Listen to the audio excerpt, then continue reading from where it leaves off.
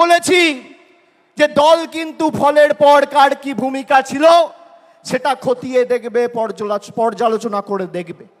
পুরসভার নির্বাচনে আমি পুরসভার কাউন্সিলরের টিকিট পাবো, আমার ওয়ার্ড থেকে আমি জিতবো, আর লোকসভা বিধানসভায় দল প্রত্যাশিত আর আশানুরূপ ফল করবে না, আপনার বিরুদ্ধে দল ব্যবস্থা নেবে, যত বড় নেতার ছত্রছায়ায় আপনি থাকুন। পঞ্চায়েতে আপনি টিকিট পাবেন, আপনি গ্রাম পঞ্চায়েতের প্রধান, উপপ্রধান, আপনি আপনার ভোটে জিতবেন।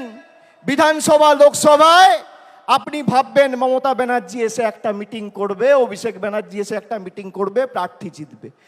গায়ে গতরে আপনি যে পরিশ্রম আপনার নির্বাচনে করেন সেই পরিশ্রম প্রত্যেকটা নির্বাচনে করতে হবে। তার কারণ এই লড়াই শুধু মমতা বন্দ্যোপাধ্যায়ের আর তৃণমূল সৈনিকদের নয়, এটা বাংলার 10 কোটি মানুষের সম্মানের লড়াই। আর যারা ভাবছে যে আমরা আমাদের নির্বাচনে করব আর পার্টির অন্য নির্বাচনে তো পার্টির মতো বুঝে নেবে, আমি এই যে 1-1.5 মাস কোনো রাজনৈতিক কর্মসূচিতে আপনারা আমাকে দেখেননি, তার কারণ পর্যালোচনার কাজে আমি ব্যস্ত ছিলাম।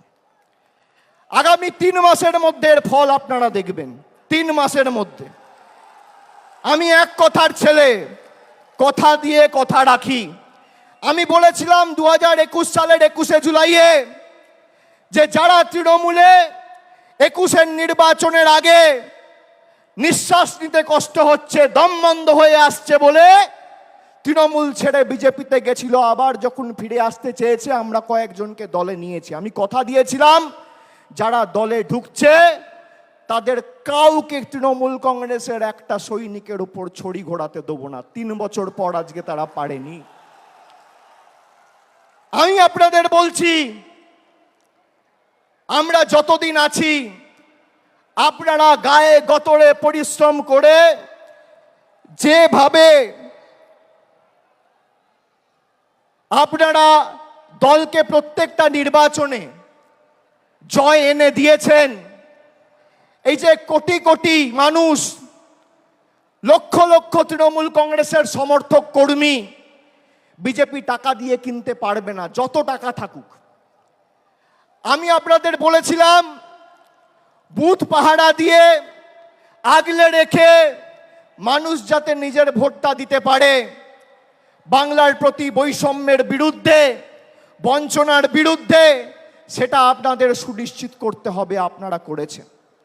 আমরা নির্বাচনের সময় কথা দিয়েছিলাম যে দিল্লির দয়া দাক্ষিণ্যে আমরা বেঁচে নেই, কবে দিল্লি বাড়ির জন্য টাকা দেবে আর বাংলার মানুষ বাড়ির টাকা পাবে তার জন্য তৃণমূল কংগ্রেস অপেক্ষা করে নেই। এই বছর 31শে ডিসেম্বরের মধ্যে আবাস প্লাসের তালিকায় যাদের নাম রয়েছে আবাস আর আবাস প্লাসে, সবাইকে বাড়ির টাকা আমাদের মামাটি মানুষের পশ্চিমবঙ্গ সরকার পৌঁছে দেবে।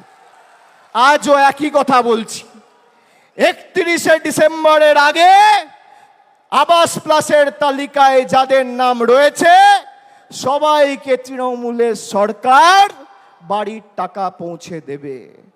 আমরা যারা আমাদের ভোট দিয়েছে তাদের জন্য কাজ করতে বদ্ধপরিকর, আর যারা আমাদের বিরুদ্ধে ভোট দিয়েছে তাদের জন্য কাজ করতে বদ্ধপরিকর, এটাই পার্থক্য। আমরা মানব সেবায় বিশ্বাস করি, আমরা ধর্ম বাড়িতে করি, আমরা মসজিদ, মন্দির, গুরুদ্বারায়, বাড়িতে, পুজো স্থানে, ঠাকুরের ঘরে বসে ধর্ম করি। কিন্তু আমরা যখন মানুষের ভোটে নির্বাচিত, আমাদের কোনো ধর্ম নেই, একটাই ধর্ম, মানব ধর্ম, মানুষকে পরিষেবা দেওয়া। এটাই তৃণমূল আর বিজেপির মধ্যে পার্থক্য।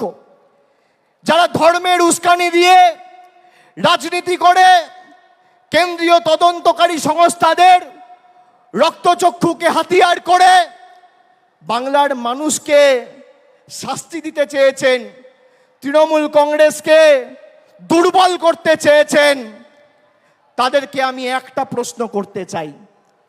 21শে জুলাই 2021 সালে যেদিনকে হয়েছিল, আমরা মানুষকে ধন্যবাদ দিয়ে বলেছিলাম যে আমরা আপনাদের জন্য আরো বেশি করে কাজ করতে বদ্ধপরিকর। তার 1 বছর পরে 21শে জুলাই 2022 সালে 21শে জুলাই যেদিন হয়েছিল তার পরের দিন পার্থ চ্যাটার্জির বাড়িতে ইডি রেড করে তাকে গ্রেপ্তার করে। যদি কেউ দোষ করে তার বিরুদ্ধে ব্যবস্থা হোক। আমরা কোনো দোষকে, কোনো অন্যায়কে প্রশ্রয় দিই না।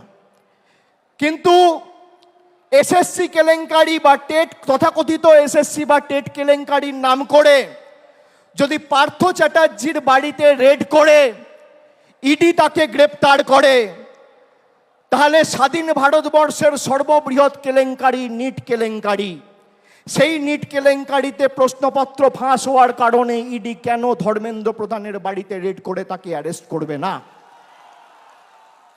কেন এই রাজনৈতিক পক্ষপাত, দুষ্ট আচরণ, কেন এই দ্বিচারিতা? আমাদের শপথ নিতে হবে। এবার তো আমরা 29টা আসনে জিতেছি, আর 3টে আসন, একদিকে বালুরঘাট, একদিকে বিষ্ণুপুর, আর একদিকে পুরুলিয়া। 15-16 হাজারের ব্যবধানের নিচে আমরা 3টে আসন হেরেছি। আর রাজ্যসভায় আমাদের 13 জন সাংসদ আছে। তাহলে কত হলো? লোকসভায় 29 আর রাজ্যসভায় 13। 29 আর 13 42। আপনারা গর্বিত হবেন শুনলে, গর্ব অনুভব করবেন। রাজ্যসভা লোকসভা মেলালে ভারতবর্ষের 3য় রাজনৈতিক বৃহত্তর দলের নাম তৃণমূল কংগ্রেস।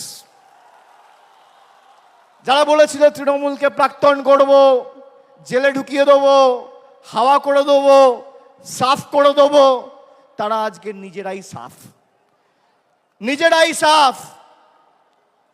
আমি আপনাদের বলছি, আমি বারবার যেখানে সভা সমিতি করতে গেছি লোকসভার আগে, আমি বলেছি আমি মানুষের চোখের মুখের ভাষা বুঝি। এই যে বেলা 12টা, এখন কটা বাজে? 1টা। যারা 1টার সময় সভায় আসে, কারোর হাতে ছাতা নেই, কেউ মাথায় গামছা, কেউ রুমাল, কেউ টুপি, মাথায় ঢাকা দিয়ে বৃষ্টি ঝড় জল উপেক্ষা করে যারা আসে, তারা সিদ্ধান্ত নিয়ে আসে যে আজীবন তৃণমূল কংগ্রেসের সাথে থাকবো, বাংলার লড়াইয়ের সাথে থাকবো। তারা বক্তব্য শুনতে আসে না। আমরা ব্রিগেড করেছিলাম 10 দিনের ব্যবধানে। ফেব্রুয়ারির 27 না 28 তারিখ আমরাও ঘোষণা করেছিলাম, আর মার্চের 10 তারিখ আমরা ব্রিগেড করেছিলাম। একেবারে 42 জন প্রার্থীর নাম ঘোষণা করেছিলাম।